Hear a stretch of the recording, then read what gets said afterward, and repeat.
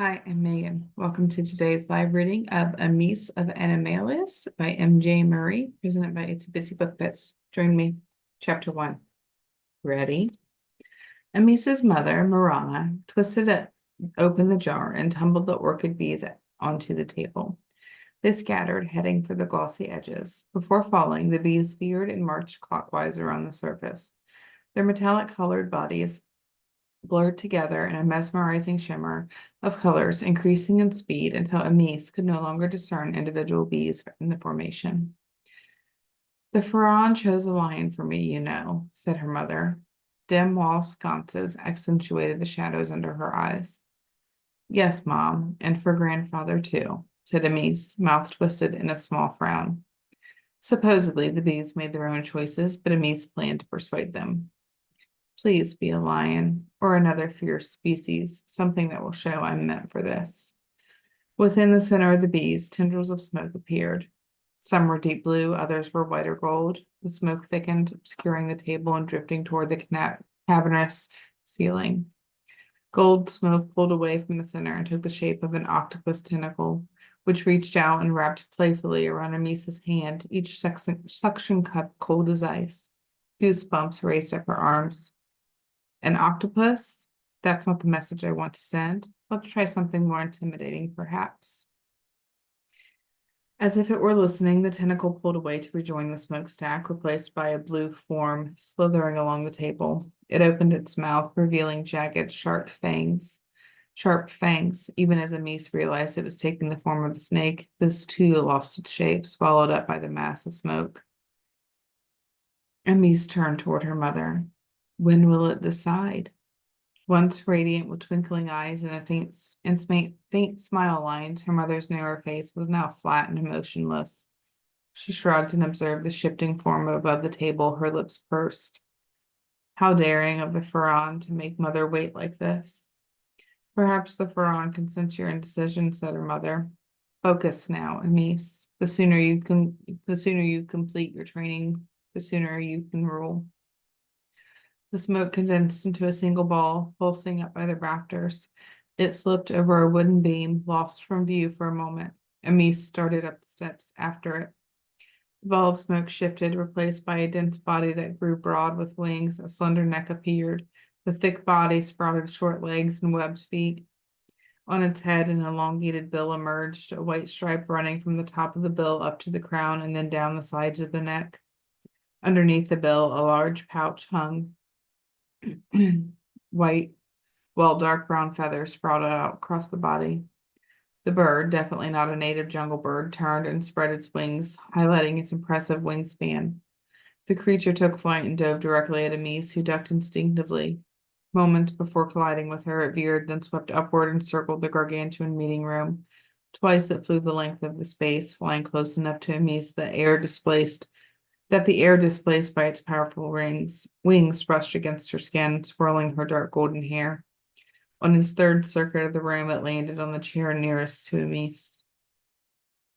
What a beautiful pelican, her mother said. It doesn't look very impressive. I've never seen one, said Amese. I believe you'll get your first glimpse of the ocean before the day is done. Amese examined the pelican, unsure what special knowledge this bird could share. Unsure really of what even to do next. Something tickled her fingers. A few bees had abandoned the table and were crawling on her hands. Are you ready? Her mother asked. Not even a little. Amese nodded. Reach out and touch her bill. The bees will create a connection for you. Is that all? And there's really no way to know how long it will take before I can come back, before I'm me again. How long it takes is up to you, her mother provided another shrug. But the longer you are in animal form, the easier it will be to live as that animal. Won't that help me? Sadness blossomed on her mother's face. If you make space permanent in here for your animal instincts, she reached a finger out gently to Amese's temple. Over time, you will forget this life. That's ridiculous. I could never forget who I am. I hope you don't. Our village needs help, and I'm no longer strong enough to manage alone. Blinking back stinging tears, Amese steadied herself. She extended a fingertip to the bird, hand trembling, and touched the majestic bird's bill. A cool sensation jolted through her body, starting with her palms and spreading through her arms and chest, radiating up to her scalp and down to her toes. Amese blinked and the room blurred. Another blink and the now familiar room faded. As much as she didn't love what this building meant for her future, heading into the unknown was terrifying. Her body tingled as her vision went dark. She took one unsteady breath and then another. The moment passed and the surrounding air transformed, now wet and salty on her tongue. Her vision cleared, spots of bright light shining through the darkness. Amese's body was entirely different, compact yet powerful. Every sense reeled as Amese adjusted to the landscape stretching before her. She was perched on the top of a large boulder jutting out of a vast expanse of water, her human form replaced with that of a bird. Fierce waves struck the boulder, pelting her with droplets of water and roaring in her ears. A small strip of land glimmered in the distance, but it might as well be halfway across the world. Getting there safely would be impossible. With no way back to the village, Amese clung to the boulder with her newly webbed feet and hoped she could fly. Chapter 2, The Gift, 1 moon earlier. I am the potentate of Animalius, Amese said, focusing on eye contact with each member of the audience. The inky green ceremonial dress robe was too large, hanging past her hands, the velvet fabric soft against her fingertips. Extra inches of hemline pulled at her bare feet. It would need to be tailored before the ceremony. She straightened up and lifted her head high as possible, sunlight streaming through the window and radiating off of the eyes that were gray as an incoming storm. She tried again louder. I am the potentate of Animalius. As the last of her courage fizzled, she added, It is my destiny. The menagerie of animals congregated on the floor watched her, unmoved by her words. The sloths were always slow, but their unblinking eyes seemed especially glazed over after Amese's third attempt to sway the group. The howler monkeys were sitting still, a significant show of effort on their part, but their twitching tails and jittery hands betrayed them. Amese examined her audience. She couldn't even convince her animal friends from the comfort of her own bedroom. The real potentates would see right through her. There was no way they'd approve her apprenticeship. Not that she wanted it anyway. Amese groaned, startling the monkeys. A dozen capybaras, sensing her frustration, arranged themselves on the floor to send her a message. After several moments, they stopped moving to reveal the outline of a smiley face. The eyes were lopsided and the mouth was wavy with the right side drooping low. Not to be outdone, the howler monkeys gave a light round of applause. Amese smiled at their efforts. The animals really did try to help her believe she was important, when in reality she didn't have any natural magic. Dad always said that life was too short for self-pity, even with their family's lifespan. But that didn't stop Amese from wallowing in it occasionally. What she lacked in natural magic, she made up for with imagination, especially in worrying about her future. Maybe fate didn't mean to mark me with a birthmark. Amese, her mother called from across the house, come tell your brother good night. Amese shooed the animals out of her window, slipped off the robe, and hung it back in her closet. Shedding the robe lightened the invisible load on her shoulders. The tunic and pants she had on underneath weren't the clothing of a ruler. When dressed this way, she didn't stand out in the village or get teasing remarks from Anion. Amese, her mother called again. Coming. Amese raised her voice so that it would carry down the hall. She briefly examined herself in the mirror, right hand tucked behind her, blocking the view of the birthmark. From this perspective, she could be anyone. She smiled and hurried to Comone's room to avoid her mother calling her for the third time.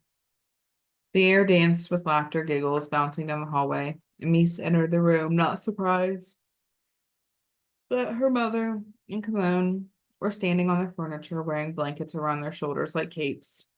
Their faces were flushed, each of them grinning broadly. Several wisps of her mother's hair had come loose from her tightly wound bun.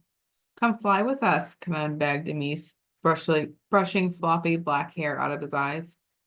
Ah, Comone, it's time for bed, their mother said breathlessly, leaping down from the window bench she'd been perched on. Let's put our flying capes away and put on our dreaming capes instead. She unfastened the blanket from her shoulders and folded it, and then placed it at the foot of the second bed. As the youngest, Kimon was the only one with a bedtime anymore. He'd be asleep long before their brother came to bed. Amese laughed and helped Kimon unclip his own blanket. He crawled into bed and then held up his arms to her for a hug. As she leaned down to cover him with the blanket, he wrapped his arms and legs around her and tugged her into bed with him. The scent of lavender soap enveloped her. Not releasing his grip on Amese, he asked their mother, "Can I have a bedtime story? Will you tell me again of how the powers were distributed, of how Borosa struck down Vaham?" "Not tonight, my boy," she shushed his protests. "I have work to do." "Can Amese tell it to me?" Amese nodded as her mother shook her head. "I don't mind, Mom," Amese said. "That's nice of you to offer, but you need your rest as well. I've told the elder you'll start your training tomorrow." Amese struck up from the bed, untangling herself from Kimon's grasp. "What? But I'm not an apprentice yet." "You're not, by your own choice, might I remind you. However, we've discussed it and your training must start now." "That's not fair." Amese crossed her arms. Kimon crossed his arms too, twisting his mouth into an exaggerated frown. "Fair? It's not fair?" Their mother turned her head so that the full force of her stare bore down on Amese. Amese cringed. When their mother's voice took on that tone, it only meant one thing. She was winding up for one of her long-winded lectures, the kind that went on forever and left everyone in hearing radius wishing they had just gone along with whatever she had asked for to begin with. "You have a gift, Amese." Their mother paced the room, waving her hand to punctuate each word, her deep, honeyed voice booming as if the audience were 200 instead of 2. "You've been chosen by Borosa herself." Kimon, eyes wide, now nodded along with her mother, head swiveling to follow her as she walked. Amese listened carefully, trying to gauge when her mother would pause so that she could derail the conversation. "Mom, don't even try to get out of it, Amese. I will not be swayed by any fainting spells, mysterious fevers, or sudden onset stomach viruses.